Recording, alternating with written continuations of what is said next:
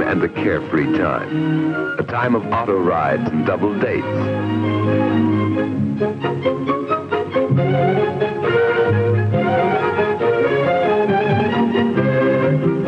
It's a time of fun, of pranks and jokes, of ice cream cones and chocolate sodas. Youth is a time for getting a job, for finding one's place in the world. But sometimes in these troubled days, the very thoughtlessness of youth has led to a living nightmare. Addiction to drugs, too often acquired with tragic carelessness, may take control of a life and force actions not dreamed of before. To these addicts, life's only work is to find money for drugs. In their desperation, no means is too foul. Their only goal in life is to keep the deadening chemicals forever in their heart's blood.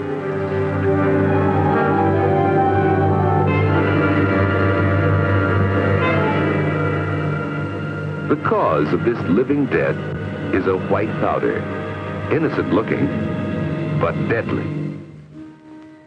Once this was a poppy growing in Italy or Turkey or some other hot land. The dried juice of this plant produces opium, a powerful drug. Contained in opium is morphine, used by doctors to relieve severe pain. From morphine comes heroin, outlawed even medically from the United States. These and other derivatives form the group of drugs called opiates. Opiates are classed as depressants. An overdose causes unconsciousness, then death. A smaller dose, taken into the bloodstream, inhibits all the functions of the body by its action on the brain and the central nervous system. But the body gradually builds up a tolerance to the drug. More and more is needed to produce the same effects. After continued use, the body acquires a physical dependence on opiates, so that withdrawal of the drug causes a brief but violent illness until the body can make a readjustment. Another depressant is marijuana, derived from the hemp plant. It inhibits and distorts the action of the brain and nervous system in a manner somewhat different from opiates. A third drug, cocaine, is derived from the leaves of the coca plant. Its action is different from that of the depressants. When cocaine enters the body, it has a strong effect on body functions by acting as an irritant on the brain. Cocaine causes unusual and often unpredictable feelings and actions. Instead of physical dependence, marijuana and cocaine cause profound mental and emotional disturbances. A large overdose of cocaine causes convulsions, then death. Government agencies charged with the enforcement of narcotics laws have been able until recently to decrease steadily the number of addicts in the United States. These addicts have included persons in every walk of life. Some are petty criminals who will remain drug addicts all their lives. Many addicts come from teeming slum areas where human misery runs high. But the grim specters of heroin, marijuana, and cocaine are not confined to any area or to any group. Wherever there is a troubled personality, no matter how hidden or unrecognized, there may be a seedbed for drug addiction. So unpredictable is this habit that occasionally even one who knows the dangers may become addicted before he realizes it.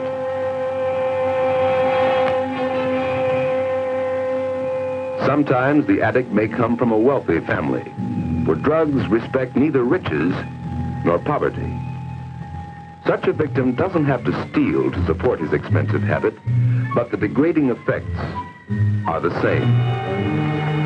In recent years, there has been a shocking increase in drug addiction among young people, often in their teens, who take up the habit without the slightest understanding of the living nightmare they are so unthinkingly walking into. To get the illegal drugs, they are forced to deal with criminals who prey on those least able to defend themselves. And to find money for their expensive habit, they often turn to crime themselves.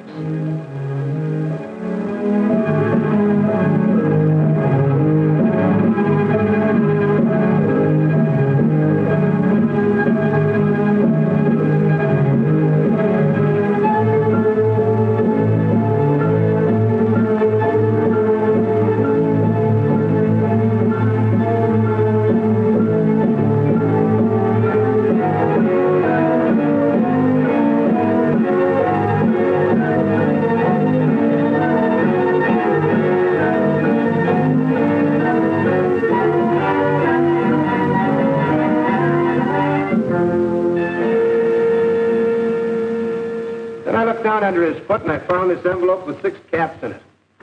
There's a chemical lab report on it. It's heroin. What do you have to say, Demelon? Let's see your arms.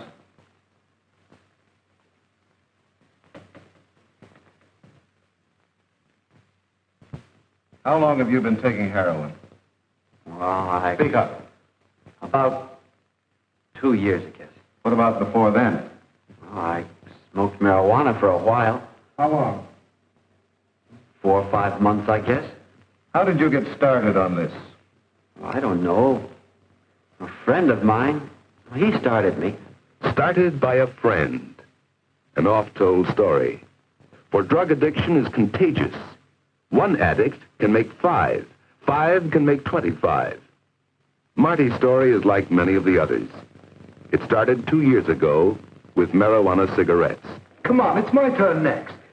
Gee, Duke, where'd you get him? I know a guy. 3 for $1. Let me try. Gee, I feel awful funny. Me too. I feel kind of sick. Come on, Marty, pass it on. Marty got kind of sick too, but he wouldn't let on. He was determined to be one of the gang if it killed him. And it almost did. Several weeks later, after smoking reefers, Marty's befogged brain hit on a clever way to open pop bottles.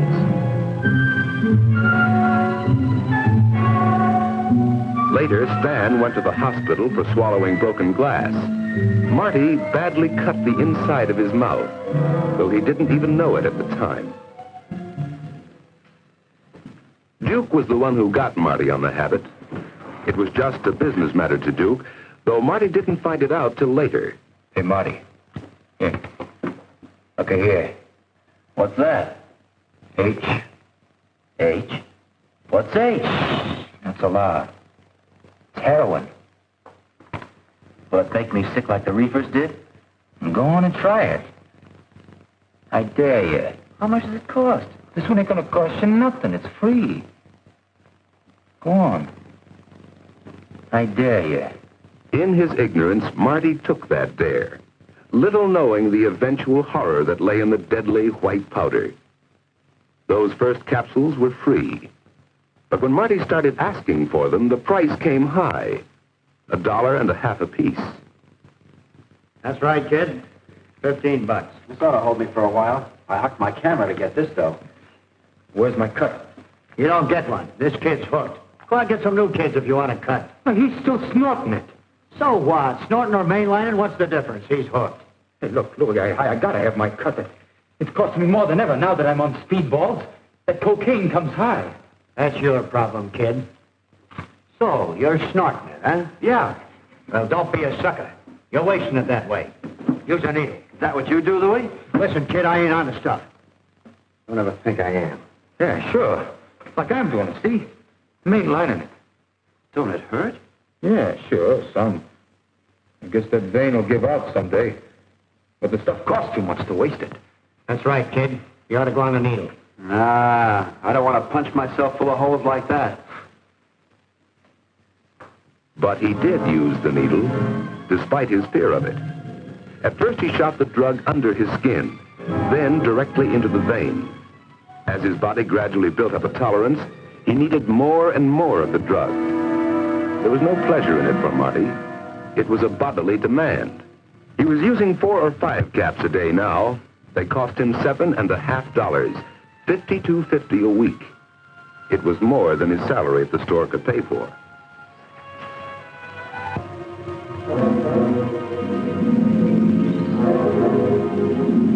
But he was wrong.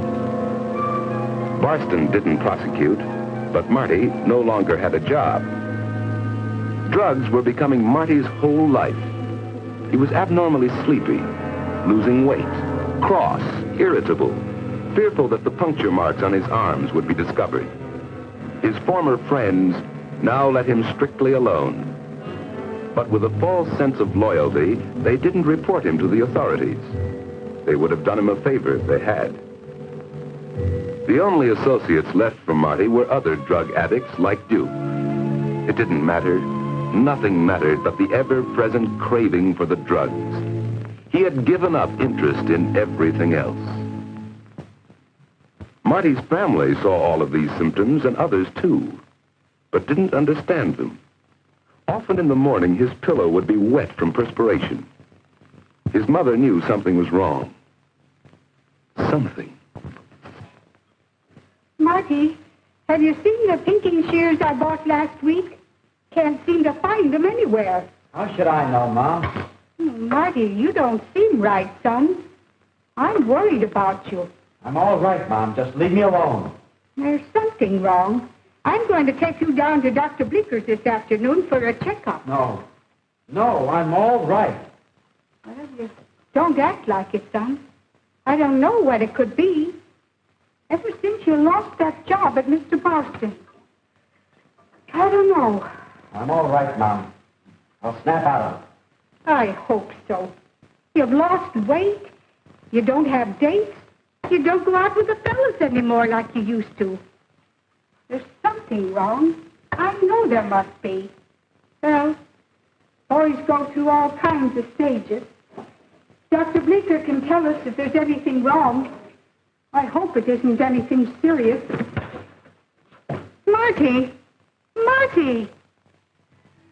Marty was hooked, physically dependent on heroin. When he was without white powder too long, his whole body revolted in dreadful protest. Sweat poured from him. He got the shakes. He had cold chills. His nose ran and his eyes ran. He was doubled up by piercing cramps, plagued by sudden attacks of vomiting and of diarrhea. Nothing could stop these attacks but more of the white drug in his veins. All right, kid. Beat it. I don't want you hanging around here. Okay. Give me a chance. Hitting it tough, huh? None of your business. Okay. That's the way you feel about it? I was just trying to help you out, that's all. Yeah.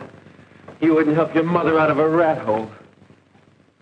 How would you like to make a fast couple of bucks? Doing what? Oh, it's easy. Nothing to it. I could use some new customers. Customers? You mean suckers. I'll give you the same cut I gave Duke. What happened to him? Oh, he's brought in everybody he knows. I gotta branch out. Well, I could use the dough at that. Fine. Start him out on reefers. It's easier that way, and it's cheaper. Yeah, that's the way I started. You got him? Sure. For you, 2 bits apiece. Well, give me 2 for now. That's all the dough I got. Right now. So Marty went out to spread his contagion. And Louis, well, it was just business to him. The capsules of heroin, so necessary to Marty, were only so much stock to Louis. That stock had reached him through a series of well-organized underworld transactions. Some months back, smuggled ashore in a box of fresh-caught fish, were a number of small tubes of pure heroin, 1 kilogram in all, a little more than 2 pounds. Originally bought for $1,000, it was resold after being smuggled into this country for $7,000. It was mixed with a similar-looking white powder, milk sugar, and sold again for $30,000. These were big business transactions possible only by organized criminal syndicates. Many believe such syndicates, in a cold-blooded scheme to create a market for their drugs, are directly responsible for the sudden growth of drug addiction among young people. By the time Louis Legty got it, the heroin had been cut many times, passed through many hands. He cut it again and put it up in capsules. There was less than 3% heroin in those capsules. The underworld made more than $250,000 on the original $1,000 investment. Big stakes, worth taking a few chances for, especially when pusher Louis would take the rap. But even Louis wasn't taking much of a chance. He had junkies, dope addicts, working for him, like Marty Demelon. Marty had to keep going somehow to bring in the daily flow of money necessary to keep his habit supplied with drugs. When there were no new customers for Louis, Marty worked at any job he could find. But the jobs didn't last long. Often he had to turn to petty thieving and shoplifting to get the money he so desperately needed. Before long, he became fairly well known to the police. Mrs. Demelon, do you have anything to say? Yes, Judge. Marty, he isn't a bad boy. I wish you could have seen him before he started this poison. He always made good grades at school. He was doing so well at Mr. Barston's grocery. Judge, he's a good boy. I understand. Demelon, I believe you acquired the drug habit through ignorance. If you knew then what you know now, you probably never would have touched that first marijuana cigarette. Well, there's no way of undoing it now. I'm going to sentence you to 1 year in the municipal jail. However, I'll suspend sentence if you're willing to be committed to a hospital for the treatment of drug addicts and stay there until medically discharged. You mean to try to kick the habit? That's right. They know how to get you over the physical dependence with the least amount of withdrawal sickness. Do you agree?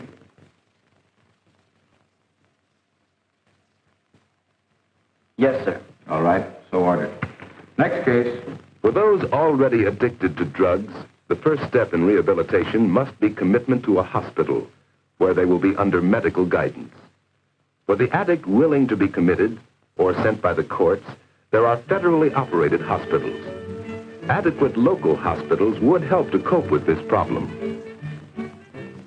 The treatment itself lasts for months, but withdrawing the drug, the major problem is helping the addict achieve a workable psychological adjustment to life, a life which doesn't include drugs. It's a difficult procedure. No hospital, no doctor can be sure of success in trying to change long-time attitudes. Back in his old haunts, the former addict still finds himself shunned by all but the addicts and peddlers who were his associates before. For effective treatment, there must be a long-term, community-wide program to help the former addict and his family make an adjustment. Beat it, Duke. I want no part of you. Don't be a square. What's it getting you? I don't know yet, Duke. I took plenty to kick the habit. It's my chance, and I'm taking it. Chance? You ain't got no chance. You're just a junkie to everybody around here. I know. But they helped me get a job in here. And they went to see Ma. And the doc says that if Doc says? What does he know? Listen, I'm telling you. No, cut it. Against such pressures, local outpatient clinics, social agencies, the church, all are needed if drug addicts are to adjust to a new life. Without intensive effort by all community forces, very few drug addicts can ever expect to return to a normal, useful life in society. It is important in the overall problem of drug addiction to do everything possible to stop the sale of the drugs. One step would be to increase the staff of enforcement agencies, not only federal, but state and municipal agencies too. Criminal syndicates might give up drug traffic entirely if nationwide laws provided for stringent penalties to counteract the tremendous profits, and if these laws were energetically enforced. Certainly such laws would restrict the actions of non-addict peddlers like Louis Legty, and make it harder for him to reach his victims. Basic to everything else is a wider knowledge, especially among young people, of the grave danger involved in any kind of experimentation with drugs. They should understand the thoughtless curiosity about what it feels like to smoke marijuana or take a shot of heroin can lead to a lifetime of pain and torment, constantly faced by the horror of being without drugs. Much can be done to stamp out this vicious if each person who knows of a drug peddler or a drug addict reports him to the authorities immediately as a deadly menace to himself and his friends. For every person must take some of the responsibility for preventing the growth of drug addiction. He must face the possibility that he himself may be a potential drug addict. Only by avoiding these drugs completely can he be sure that he will remain forever safe from a vicious habit which enslaves not only one's body, but the soul as well.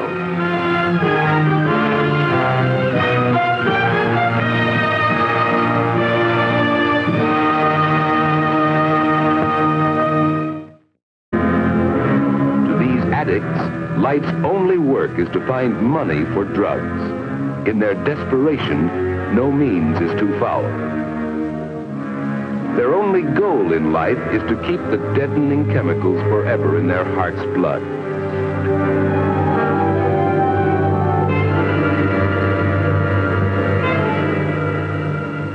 The cause of this living.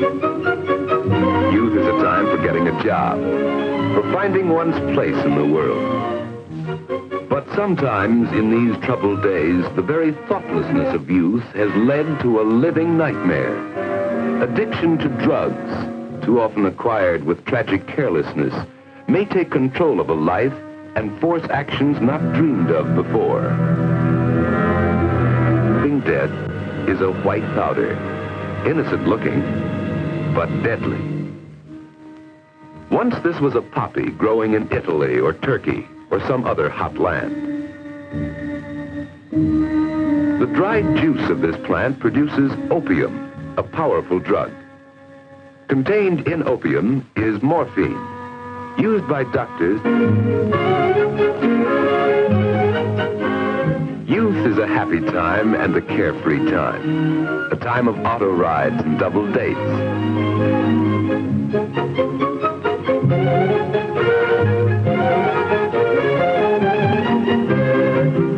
It's a time of fun, of pranks and jokes, of ice cream cones and chocolate sodas.